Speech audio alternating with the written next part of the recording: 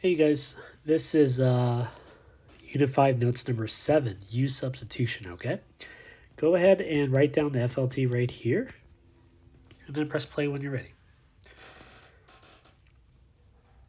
Okay, so, we've been spending a couple of lessons focusing on integration, right? Which we should be because that's the entire unit. We also took a dive into what it means graphically, which is really just finding the area under the curve. So here is more of the analytical part to it, right? Kind of like when you guys dove deep into derivatives, there was a moment where you had to just focus on the graphical approach, but now it's more on the analytical approach. So you're learning something called U substitution. But what I want you guys to focus on here is, well, not only know what it is, but you want to know how and when to apply. Okay? So actually using U substitution is very doable, but knowing when, that's probably more important than the how. Okay? So take back to derivatives, right? After you guys learned like the power rule, I introduced you guys, the product rule, the quotient rule, the chain rule, like all of these different rules based on how you see your function, right? So with integrals, it's the same thing. You might not always get integrals that are easy to integrate, and you might have to use some strategies to actually get through that process. Okay. So yeah, we're pretty much learning how to integrate the not so visibly easy ones. Okay. So here's what I want you guys to think about. Take a look at these two separate problems here. Now, here, before you even learn this section, the only way to really integrate this based on what you guys know so far is the only way to do this here is first we would have to expand that perfect square into a trinomial, and it would come out to this. And then you would be able to integrate, and you would just get x cubed over 3 plus 10x squared over 2 plus 25x plus the c, right? So it required some manipulation at the very beginning before you could actually integrate, all right? Same thing down here. I'll separate it. You guys don't know of any quotient rule for integration. Notice how we have a fraction here, a quotient. So the only thing that you could do here is, well, can I manipulate this in any way? You could actually divide this x by each of these terms here to simplify and get x cubed plus 3x plus the 5. And then from there, we can just integrate. And I'm going through this quickly because this is really just to show you what you would have to do to manipulate. Okay? Now, so for the first example, we just expanded, right? Now, would it be just as efficient if I had x plus 5 all to the 10th power? And if you had an unlimited amount of time, you could probably expand that, right? X plus 5 times itself 10 different times, but that is not very efficient. So what you do is you resort to something called U substitution, okay? So first, the when. How do you know when to use U substitution? And the easiest way to describe this here is this. Recall the chain rule back with derivatives, right? And I actually want you guys to pause the video, but before you do, here's the question. I want you to go back to that chain rule section, and I want you to answer this question here, okay? When do you apply the chain rule? When? Okay? When you have an answer, press play. When do you apply the chain rule? So way back in first semester, a long time ago, I taught you guys that the chain rule kicks in whenever you have a composition. Okay? Now, you might not remember that word, but that's basically a function in a function. I think most people or most students use that in their videos. when you have a function in a function, you know to use the chain rule. Okay, so for instance, if I told you that f of x was 5x plus 3 quantity to the third power, you can apply the chain rule here because there is a function inside of that cubic function. So then you would just take the derivative of the outside of the same inside times derivative of the inside, right? And that was the chain rule. Okay, now U substitution. Okay, now U doesn't have magical powers here, but U substitution is really the chain rule for integration. It's like the reverse chain rule. So to first answer your when, okay, how do you know when to use U substitution? The same answer, okay, when you have a function and a function. Okay, or if you want to get fancy, you can say when there's a composition. All right, so we're looking for that. So first I'm going to train you guys how to look for it, and then I'll show you actually how to do it. Okay, so here we go. And you know, the first part where I highlight, don't worry if you don't write everything down because we will eventually do those problems, okay? So I will come back to them. So for now, just follow along with me, not necessarily write stuff down, okay? So this will be kind of like a rapid fire section here. Here we go.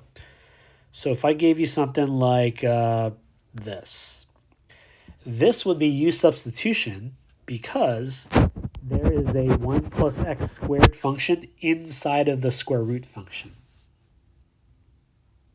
Okay, so I know U substitution is necessary. Here's another one. Does this require U substitution? Absolutely it does. Go ahead and pause here and think about what that function is. Okay, you don't have to write it down because we will come back to this problem. So here, I know it's going to be U substitution because there is a 5x squared plus 4 inside of a to the 5th power function. Okay, here's another one. Same idea here. This one requires U substitution because there is a function inside of the cubic function. These are a little bit easier to see. Okay, here, this requires U substitution because there's an e to the x plus 1 inside of your 5th powered function or a quintic function. Here's another one. There's another function inside of another function. Okay, so these are the more common ones. There are exceptions to the rule, and we'll eventually get to those, but this is the most common case here, okay? Now here, does this require substitution besides it saying substitution? Here, it requires U substitution because there is a x to the 4th plus 2 inside of your cosine function. Okay, so the past few were easy to see. There are some that are not so easy to see, and I think I have one, well, not here, but notice how 2x plus 1 is inside of the square root function. Here's 1 minus 4x squared inside the square root function at the bottom. Here's another one, and I want you guys to think about it here. What's the function that's inside of another function here, okay? Now this one is not super obvious, but it's also not super difficult. You know, most people tend to look for like parentheses, but that's not always the case. So you have to understand that 5x is a function that is inside of the cosine function. Okay? We will skip that one. Here's another one. Okay? 3 minus 5x is inside of that square function at the bottom. Now this one here is a little bit tough to see, but can you tell what the function is that's inside of another function? Where's the composition? Okay? Now with exponentials, they tend to not use parentheses, but x cubed right up top right here is inside of that exponential function. Okay? Same thing here. Negative 3x is inside of your exponential function. It takes some getting used to with the eyes, but then once you guys have an eye for it, we could actually work on just knowing how to integrate. Okay? I'll put a star on this one. We'll come back to it later. Some are not divisible, and I'll show you guys as we get towards the end. Yeah, I think that's good enough. I think you guys have seen enough there, okay? So here's what we do. So remember, the overall purpose of U substitution is to make your integral easier, okay? It's to make your integral easier. So don't forget that. So here, first off, it's 2x times the square root of 1 plus x squared. There is no product rule, so you can't just integrate this. You can't just integrate that separately and then call it a day. There is no product rule for that. So we can't kind of break that law, if you will. So if you notice, this integral here is a little bit complex, but you notice that there is a function highlighted inside of the square root function. We'll call this example 1 here, okay? Some things to note. Here in this example, this is an integral without bounds. Do you guys remember what that's called, right? Okay, so an integral without the bounds is called an indefinite integral. Okay, so if you had an integral that had bounds, you would call it definite integrals. Okay, one thing you guys have to remember with indefinite integrals, you always end up with a plus c. Okay, keep that in mind. If it is a definite integral, you end up with a numerical answer. So I'll write that just here. If it's a definite integral, you have some type of numerical answer. That's not a hashtag. Okay, so here we go. First, how do you know when to use U substitution? When there is a function inside of another function. We've identified that. Okay, so what you do is you let u, it's usually any variable, but we always use u. Okay, it really doesn't matter which letter, but by I guess by the creators of this method, they started with the u parameter here. Okay, so you're gonna let u equal the function that's inside of another function. So you're going to let u equal whatever your highlight was. So in this case, it's going to be 1 plus x squared. All right. Now, why we do this, you guys are going to see in a second, all right? So here, what you're going to do next, and this is where the calculus kicks in, okay? You're going to find the differential. So the derivative of u is just 1, but the differential of u is 1 with respect to u. We'll just put du there. We won't put the 1. The differential of 1 plus x squared is just 2x, but with respect to x. All right? Okay, so what you're trying to do here, this is kind of like a jigsaw puzzle. You're trying to get perfect pieces here. And to make sure that you guys see it, I'm going to do a move that you might not traditionally do, but it'll help you guys see and understand how this works. So right here, the 2x is multiplying with the square root. Okay? Now, if you guys remember with multiplication, the order doesn't matter. It's commutative. So I can actually rewrite this as the integral of the square root of 1 plus x squared times 2x with the dx. All I did was I switched the two factors around. Okay? Now here's what you're hoping for. You're hoping for a perfect fit. So take a look. We have 1 plus x squared. That's just u, according to what I wrote right here. 1 plus x squared is just u. Now, is there something that's equal to 2x dx? Now, if you take a look right here, 2x dx,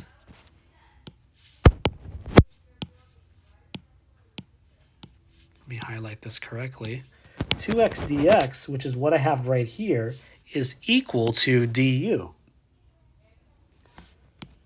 So here's what's going to happen.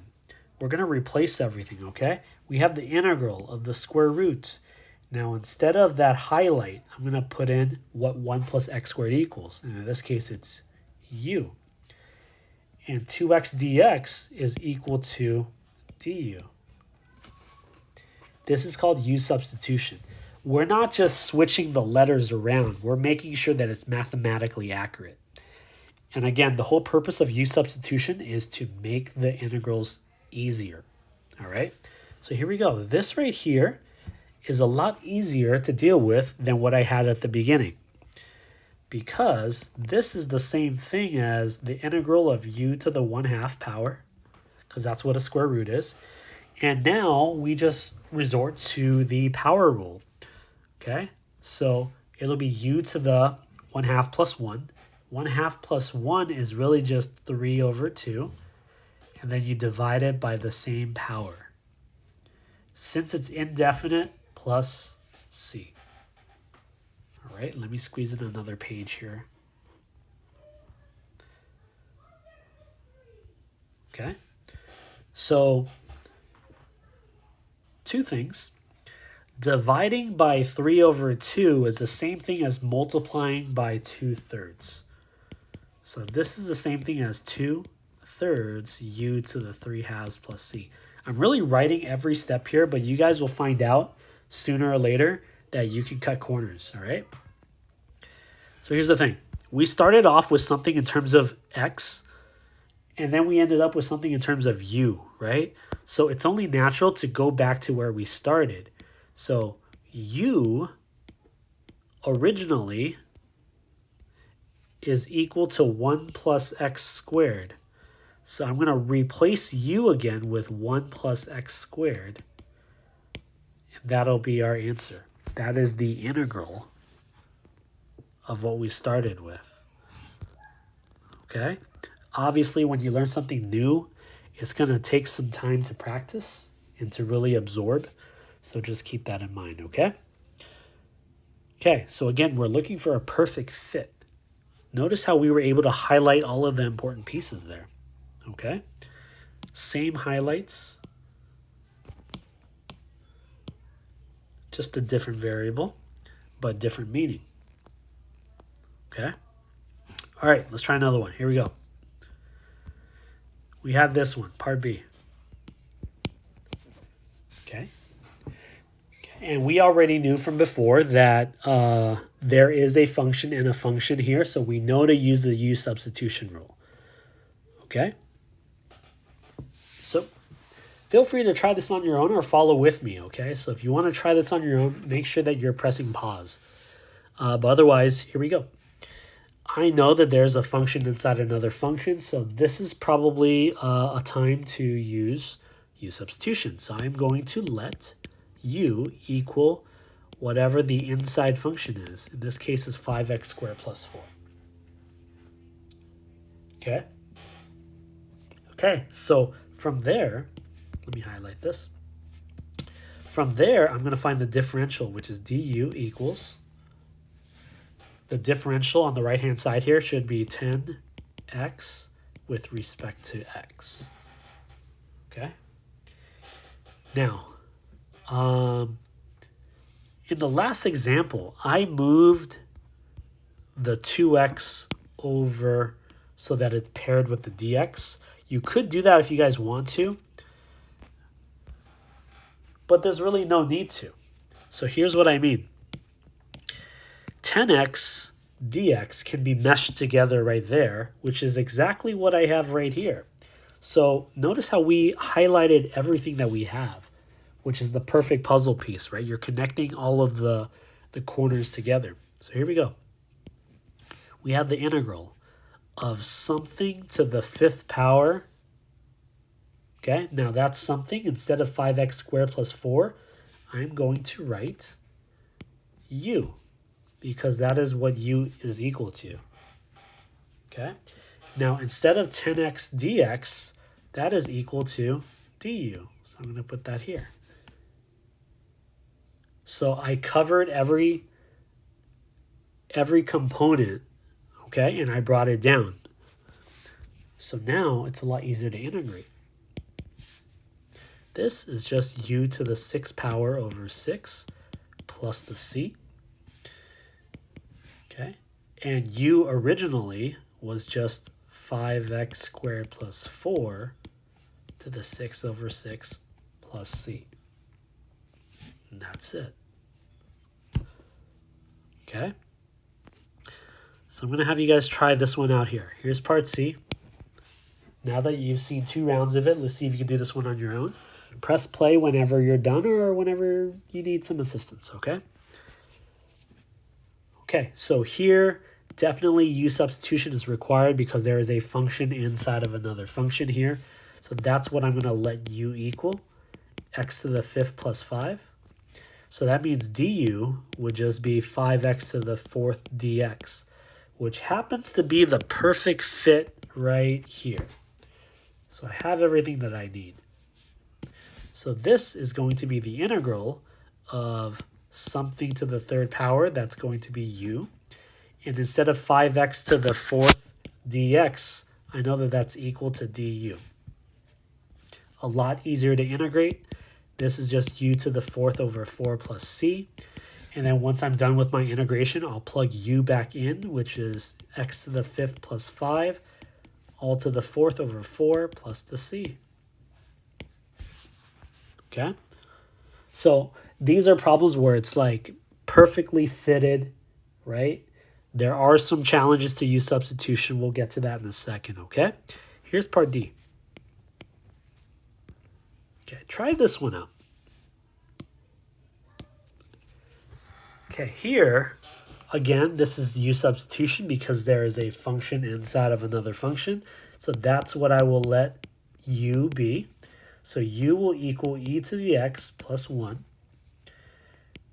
So du, the differential, the derivative of e to the x is just e to the x. And the derivative of 1 is just 0. So that's just e to the x with respect to x, which is exactly what I have right here. Everything is perfectly accounted for, okay, for now. Okay, so this is the integral of all that yellow to the 5th power, but that yellow is equal to u, so I'll just put a u in there. And instead of e to the x dx, I know that it's equal to du. Okay? So then that makes the integral a lot easier to deal with. This is really just u to the 6 over 6 plus c. And then I substitute what u is. That sounds funny. What u is originally. So that's just e to the x plus 1 to the 6th power over 6 plus the c. All right? Hopefully you guys are getting the hang of it. Hopefully you feel a little bit more confident.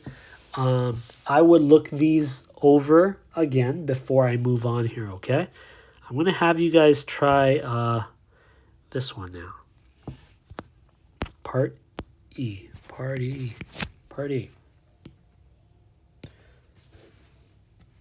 Okay. So, same idea. You can try this out on your own if you like, or press play whenever you're ready. Here I know that I want to let u equal the inside function, which is e to the 3x plus 3. Now when you find your derivative, to take the derivative of e to the 3x, that requires the chain rule because there is a 3x function inside of your e. Okay? So the derivative of that is just the derivative of the outside of the same inside times derivative of the inside. Okay? That plus 3 right there in green goes to 0 because it's just a constant.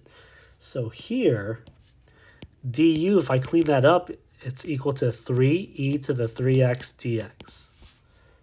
Okay? Which happens to be a perfect fit right here. 3e to the 3x dx. I have that exact same thing right here. So we have a perfect fit again.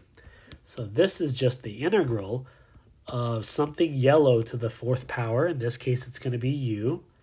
And everything in the green, 3e to the 3x dx, is just equal to du according to our equation right over here. Now, I'm sure you guys would agree that this integral is a lot easier to integrate than what we started with at the very beginning. Okay? So here we would have u to the 5th over 5 plus c according to the power rule. And u originally is e to the 3x plus 3 to the 5th power over 5 plus the c. All right. All right, let's keep going. Here we go. Okay, now here. You know what? Let's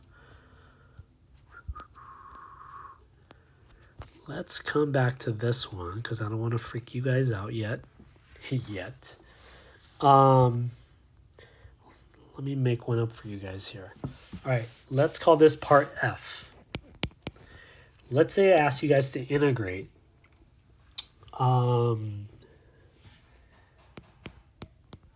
x to the 4th times x to the 5th plus 32 to the 8th power dx. Okay? So we approach this the same way. Okay? First, we know that this is a U substitution because, think about that. We know that this is a U substitution because there is a function inside of another function. In this case, it's everything in green right there that I've highlighted. Okay?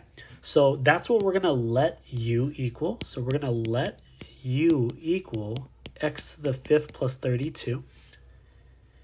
So that would imply that du is equal to 5x to the 4th dx. Now, if you guys take a look, it's not the perfect puzzle piece. Up in the integral, I have x to the 4th dx. But down here, I have x to the 4th dx, but with a 5. Right? So it's not quite the perfect fit. So here's what you do. If you don't have a perfect fit, you make a perfect fit. So if that orange highlight is not complete, you make it complete. To move that 5, I would just have to divide by 5. So in this case, 1/5 du is equal to x to the 4th dx. So notice how I have a perfect fit now. So sometimes you have to modify your puzzle pieces so that they fit. Okay? I don't know if I'm losing the metaphor there. Okay, let's keep going. So over here, we have the integral of something to the 8th power. All this in green right here is this, and that is equal to u. Okay? X to the 4th dx is equal to 1/5 du. So I'll put 1/5 du right there. Okay? Now, this right here, 1/5, is a constant multiple, or I like to call a coefficient. Coefficients can pop outside of the integral. So this right here is the same thing as 1/5 the integral of u to the 8th du. All I did was I moved the 1/5 out here. Coefficients can just move outside the integral. They have nothing to do with the integral. And then the rest is really the same. So this is 1/5 of something. So it's going to be 1/5 of u to the 9 over 9 plus the c. And u originally is x to the 5th plus 32. So that'll be 1/5 x to the 5th plus 32 to the 9th power over 9 plus the c. Okay, now if we were to go all the way through, this would be the same thing as x to the 5th plus 32 to the 9th power over 45, because 4 times 9 is 45, plus 1/5 c, because you would have to just distribute this. But here's what I want you guys to think about. Okay, now before I talk about that, so what makes this problem different is that you actually had to make a perfect fit. Okay, so notice how right here you didn't have the perfect puzzle piece, so you move stuff away from it, that 5 in particular, to get a perfect puzzle piece. Okay, so that's what's new about this, and you'll see this a lot. Now at the very end here, you have this, and here's what I want you to draw your attention on right here. Okay, what is c, right? C is a constant. A constant is really just a number, right? So I want you to think about what happens if you take any constant and you multiply it by 1/5. Okay, so the answer here is if you take any constant and you multiply it with any other number, you're still going to get some number. And I'm really exaggerating by putting the giant C here, but it's still just a constant. So make sure that you guys understand that. The rest you can just bring down.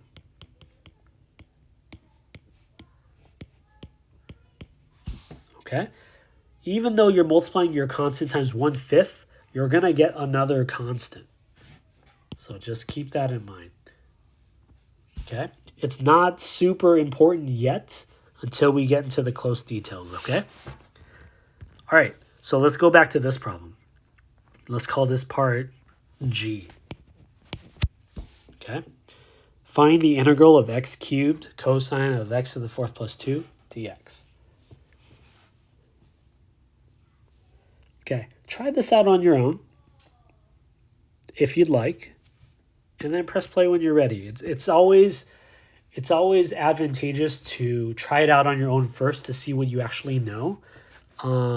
So attempt it even if it might crash and burn, right? Or you might even get it. So don't be afraid to fail, okay? You might actually find out that you did it right. So here we go. We're going to let u equal x to the 4th plus 2. But more importantly, we know that u substitution is necessary here because there is a function inside of another function. So if u is x to the 4th plus 2, then du is 4x cubed dx, which is almost what I have right here. Almost. So what do you do if you don't get a perfect fit? You make a perfect fit. So x cubed dx, I could bump that 4 to the other side by dividing.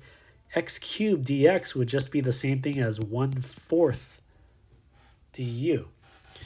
Now we have a perfect fit. Okay, so here we go. That's the integral of cosine of, instead of the yellow stuff, it'll be u. And instead of the green stuff, it'll be 1/4 du. But remember, that 1/4 can just go out in the front because it's a coefficient. So this right here is really just 1/4 the integral of cosine of u du. Feel free to replay as many times, okay? Okay, here we go. So this is 1/4. The integral of cosine. Oh gosh, what is the antiderivative of cosine, right? Really think about this before you answer. The derivative of what will give me cosine? Answer there is sine. Okay? Plus the c. Okay? Then you plug what u is originally, so this will just be 1/4 sine of u, which is x to the 4th plus 2 plus just another constant, even though you're multiplying it by another 1/4. There you have it. U substitution makes the integral integrable. Okay, it makes it easier to integrate. Okay, Here's some peculiar ones that tend to throw people off, but it's really super easy to do. So I want to expose it to you guys, okay? Let's call this example, what letter are we on here? H. This one's G, yeah. So let's do H. Try this one out on your own. Press play when you're ready. This one here, there's a U substitution involved because there's a function inside of another function. So we let U equal 2x plus 1. That would make du 2 with respect to dx. I notice I only have dx here, and I almost have a perfect fit. So dx would equal the 1/2 the du when I move that 2 over to the other side. So now that I have everything accounted for, notice how everything is highlighted, right? This is the same thing as the integral of the square root of u. And instead of dx, it's just 1/2 du. But I could put the 1/2 outside and the du inside. All right. This comes out to 1/2 of, now keep in mind that this is u to the 1/2. So that's going to be u to the 3/2 over 3/2 plus the c. That's the same thing as 1/2 times. If we're dividing by 3/2, we're multiplying by 2/3. And u originally is 2x plus 1. So some of you are going to learn to kind of consolidate your steps to be a little bit more efficient. It's up to you. Just make sure that there are no mathematical errors, okay? This one here will simplify out to 1/3 because the 2's will reduce out there. We'll have 1/3 of 2x plus 1 all to the 3/2 power plus the c.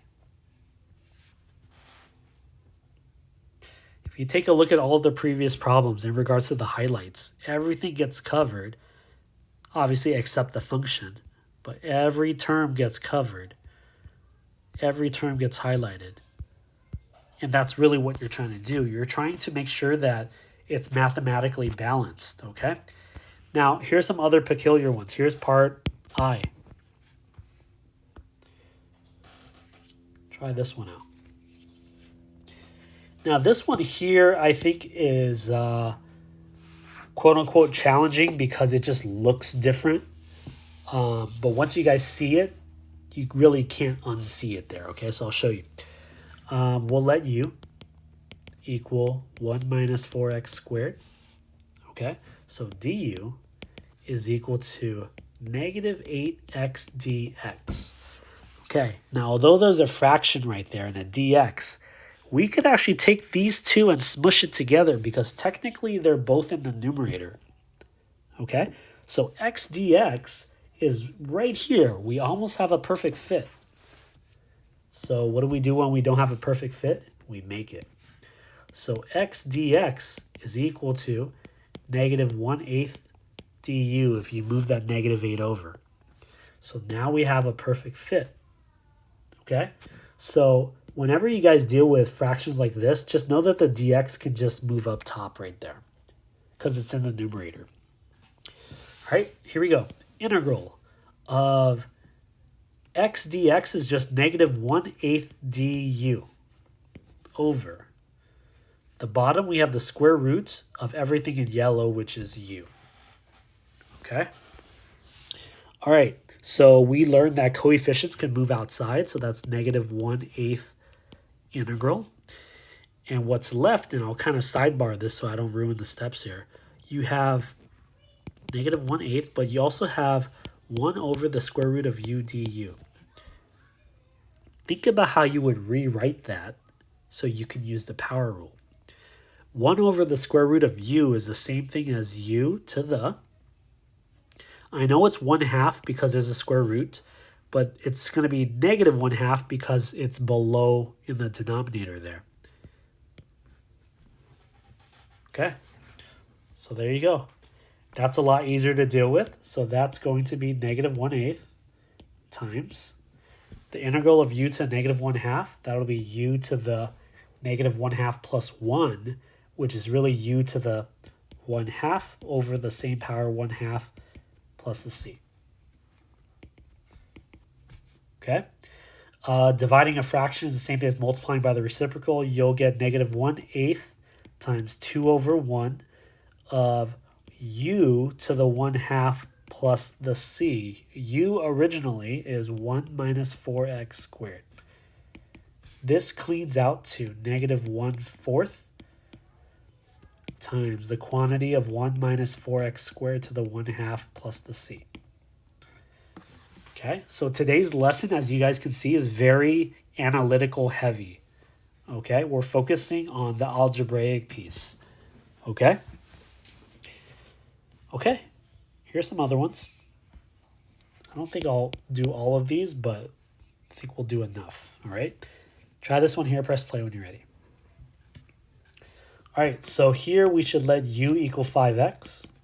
So du would be 5 with respect to x. Now I notice right here I have a dx, but it's not quite the perfect piece. So what I do is I make the perfect piece.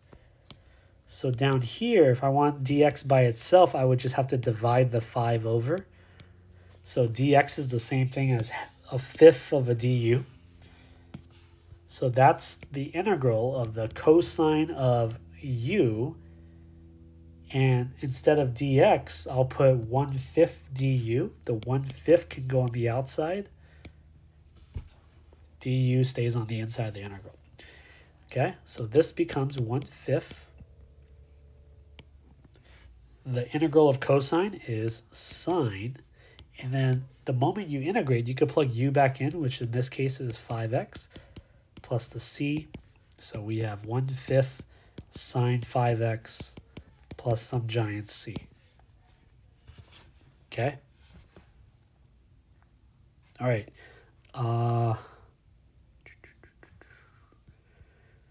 Let's do 2 more. I think 2 more ought to do it. Part K. Hopefully I didn't skip any letters in the alphabet. All right. Write this one down here, and you guys tell me how this is a little bit different. Okay? Now here, this one's a little bit different because we have bounds. Remember, these are called definite integrals. So I want you guys to remember, whenever it's a definite integral, your answer is some number. Okay, this is the fundamental theorem of calculus, part 1.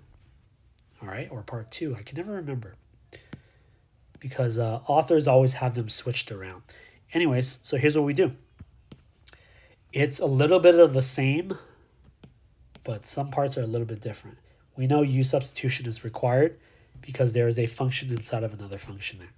So we're going to let u equal 2x plus 1. All right? So du will equal 2 dx. Dx is almost a perfect fit. So I make it. So dx is equal to 1/2 the du. Okay? So if I do this correctly, this is going to be the integral of the square root of u. And instead of dx, I can put 1/2 du, 1/2 being on the outside. So here's the thing, your bounds, right? How does that work when you're dealing with U substitution? So what you guys have to understand here is that when you have bounds, you got to understand what they represent. You're trying to find the area under the curve from 0 to 4. From 0 to 4. But this is all in terms of x. So really what they're saying right here is you're trying to find the area from x equals 0 to x equals 4. All right? So now that we're in terms of u, we can't speak two different languages at the same time. So what we're going to have to do is, what is x equals 0 and x equals 4 in terms of u? Okay? So this equation right here that I'll highlight in groovy blue. I know that u is equal to 2x plus 1. So for instance, I'll do this in red so you guys can see. So if x is 0 and I plug 0 into x here, u comes out to 2 times 0 plus the 1. So u is really 1. So when u is 1, that is equivalent to x being 0. Okay, so we're just translating the language here. So think about what the upper bound should be and then press play when you're done. What should this one be right here? So when x is 4, 2 times 4 plus the 1, that'll give me 9. Because if you're switching everything in terms of a different variable, everything else has to transfer along with it. Okay, it's kind of like balancing the equation, all right? So I want to show you guys two different routes here. And at the end, you're going to ask yourself, well, which way do you prefer? My short answer to that is it depends. It depends on how the setup is, okay? So here we go. This is 1/2. The integral of the integral of the square root of u, remember square root of u is just u to the 1/2. That's the same thing as u to the 3/2 over 3/2. Okay? We're not going to put a plus c because we have bounds. Okay? So here, what you have to do is you have to evaluate from 1 to 9. Okay, now before I do that, I'm going to clean this one up here. 1/2 times 2/3 u to the 3/2. Okay, that 1/2 could just go on the inside because it's just a coefficient. But you'll find out that the 2 and the 1/2 will cancel out, and you're really just left with, let me make more space here. You're really just left with 1/3, which is just a coefficient, and then u to the 3/2 from 1 to 9. All right, here we go. This is going to be 1/3 times the fundamental theorem of calculus states that we plug in our upper first, so 9 to the 3/2 minus our lower bound 1 to the 3/2. Okay, now technically we're done, but if you want to keep going, let's keep going here just for the sake of knowing how to evaluate this. Easy part first, 1 to any power will always be 1. So there we go.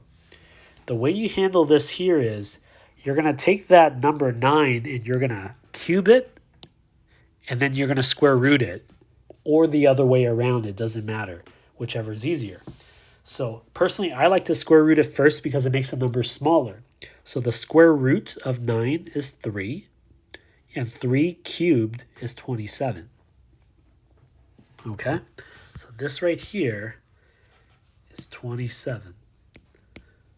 Okay, now you could go ahead and do 9 to the 3rd power. What is that? Gosh, 9 to the 3rd power is 729, and then you could take the square root of 729, but nobody really knows that. Okay, so we take the square root of 9, which is 3, and then we cube it, which is 27.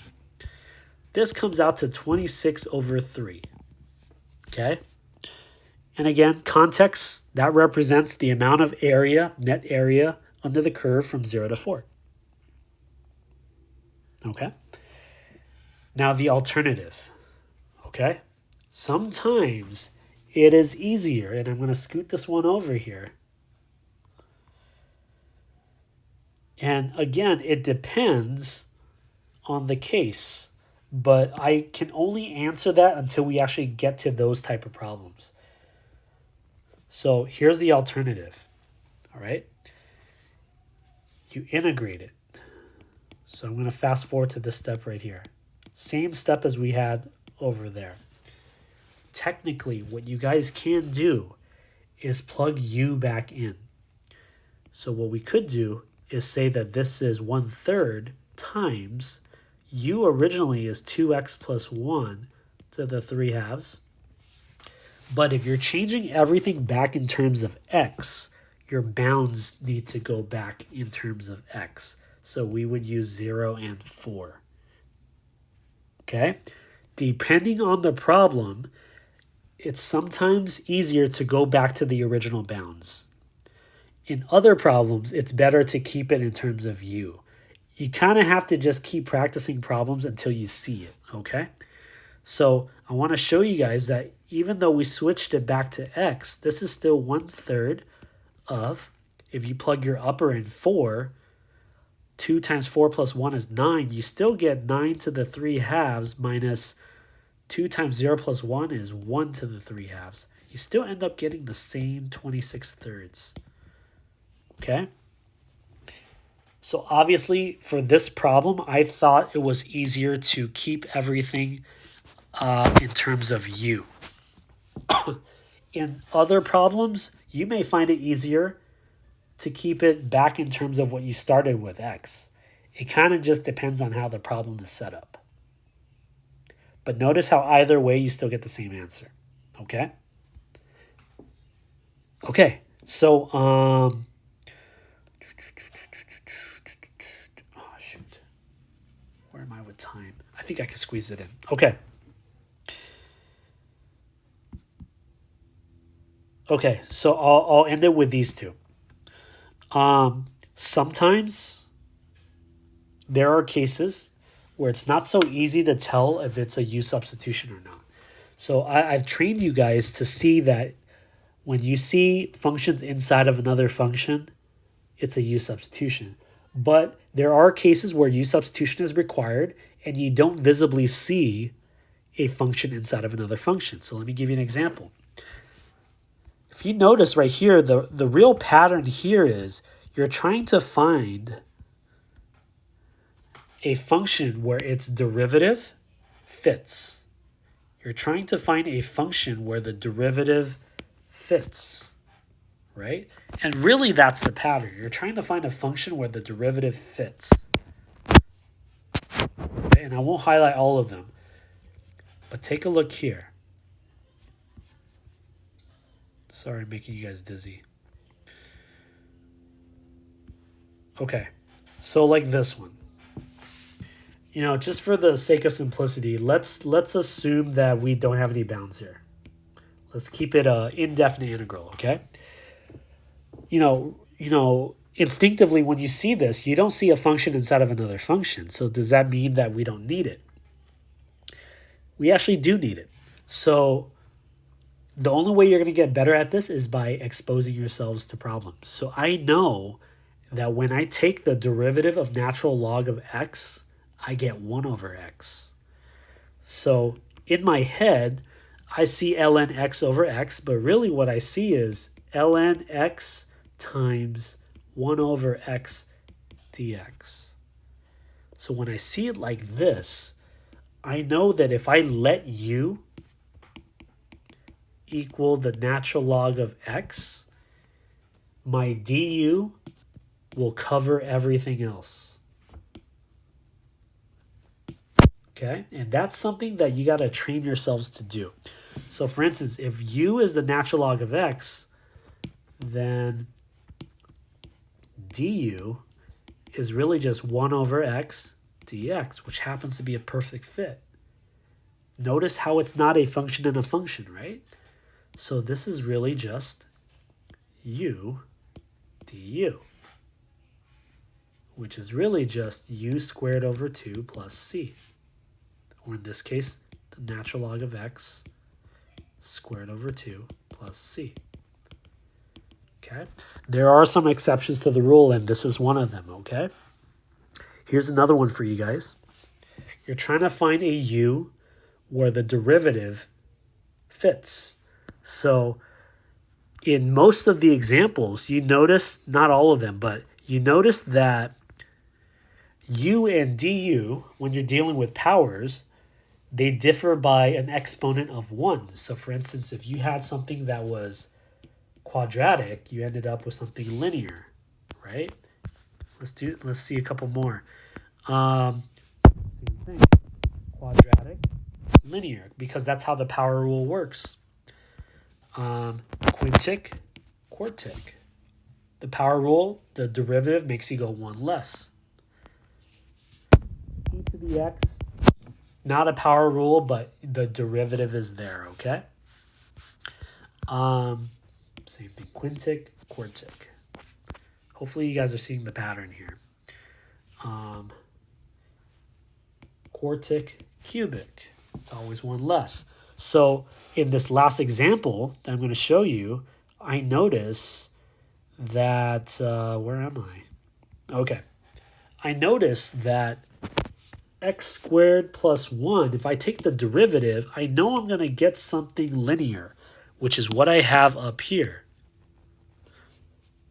So that's how you guys have to train yourselves to do, okay?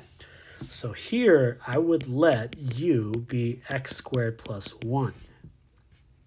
That would cause du to become 2x dx, which is almost a perfect fit. So x dx is equal to 1/2 du, which now I get a perfect fit.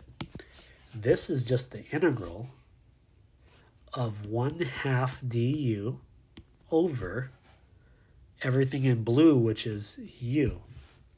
Okay? So 1/2 can go outside. All that's left is 1 over u du on the inside.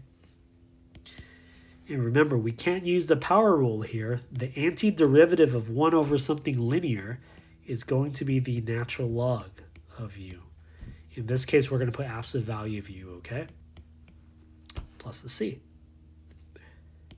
So that's really just 1/2 the natural log of x squared plus 1 plus the c. So what am I trying to get at here, okay?